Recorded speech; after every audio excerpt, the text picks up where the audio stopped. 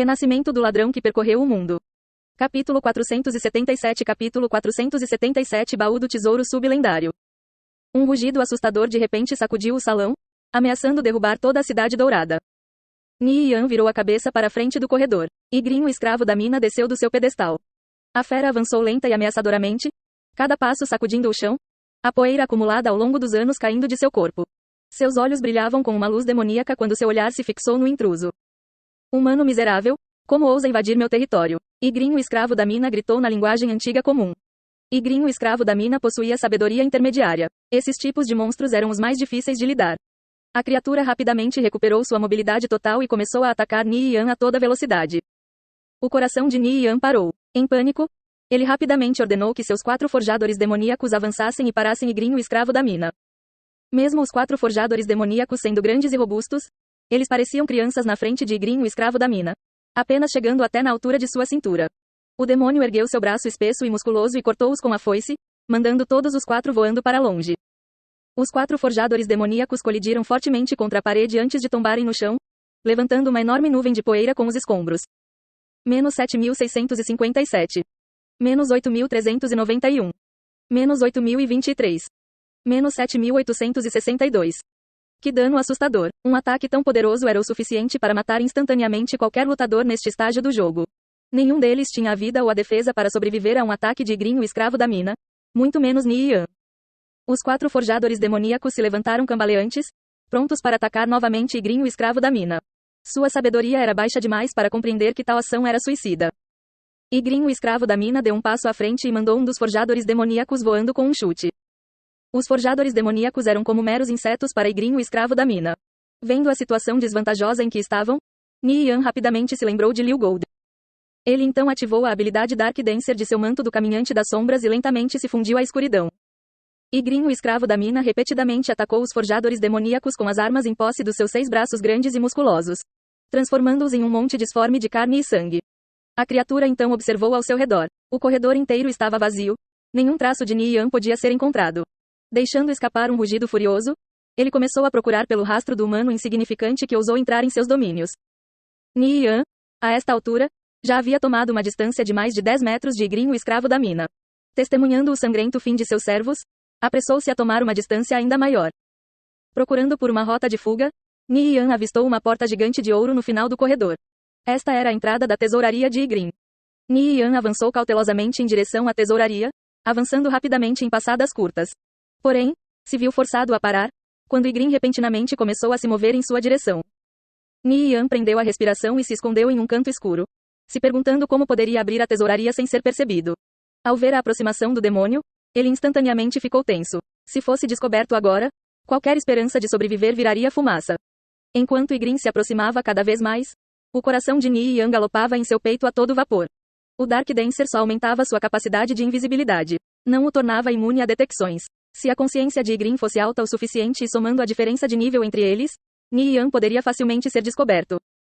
Nian se encolheu mais e mais em seu canto até não poder mais. Ygritte estava chegando cada vez mais perto, 9 metros, 8 metros, 7 metros. Nian agarrou um pergaminho de transferência desconhecido em sua bolsa. Planejava se teletransportar para a segurança no momento em que fosse descoberto. De acordo com as informações que tinha de sua vida passada, assim que deixasse deste lugar, a chave da tesouraria em sua bolsa desapareceria. Ygritte então substituiria a chave e a esconderia em um novo local. Nian só podia tentar a sorte.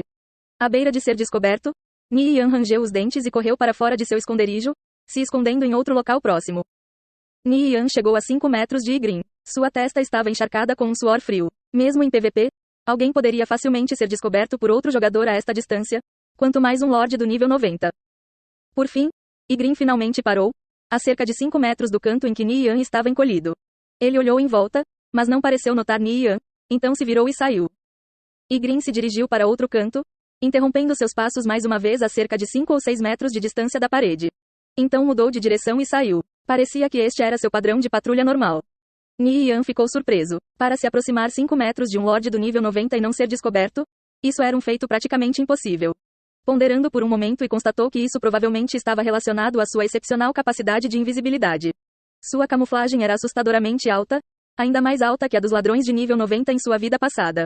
Adicione mais 300% de camuflagem do Dark Dancer na mistura e tudo pareceu se encaixar.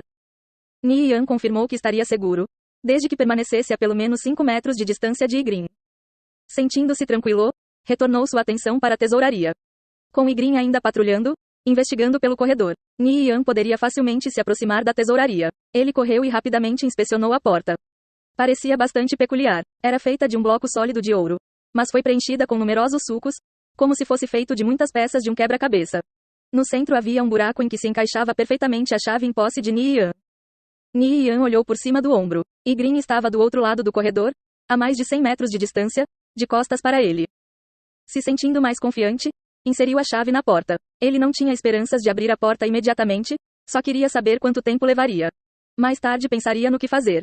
De repente, a porta engoliu a chave. Engrenagens podiam ser ouvidas se movendo enquanto uma pequena entrada do tamanho de uma pessoa aparecia.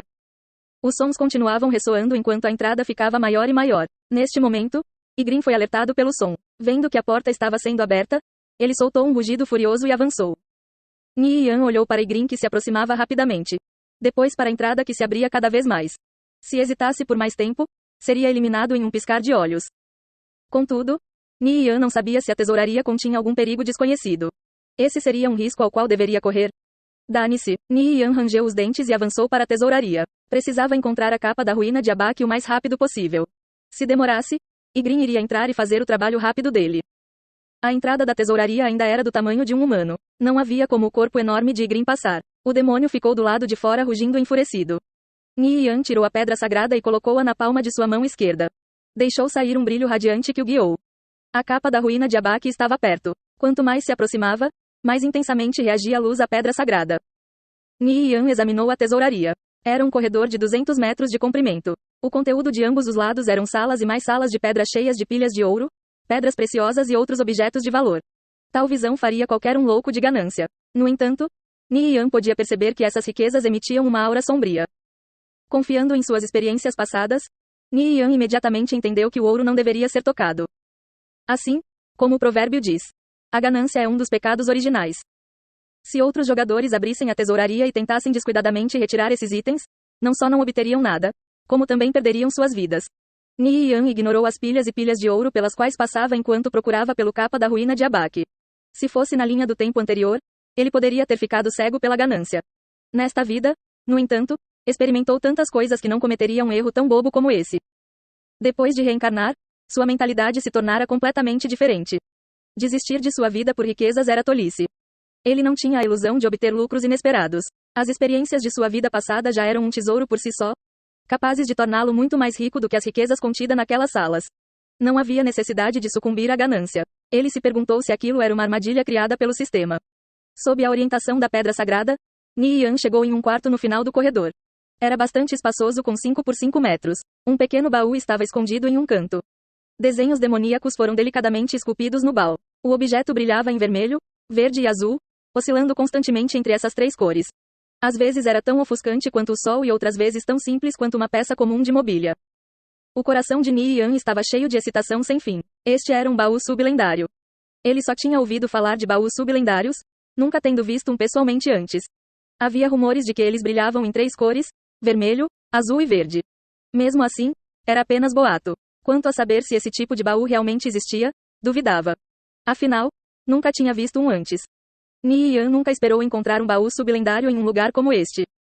Quanto a conter ou não a capa da ruína de Abaque ou algum outro item, teria que abri-lo para descobrir. Ni Yan se abaixou e inspecionou o baú. Sim, sua habilidade lockpicking era alta o suficiente para abri-lo. Ele tinha que trabalhar rápido. Abrindo o baú de tesouro. Progresso: 3%, 5%.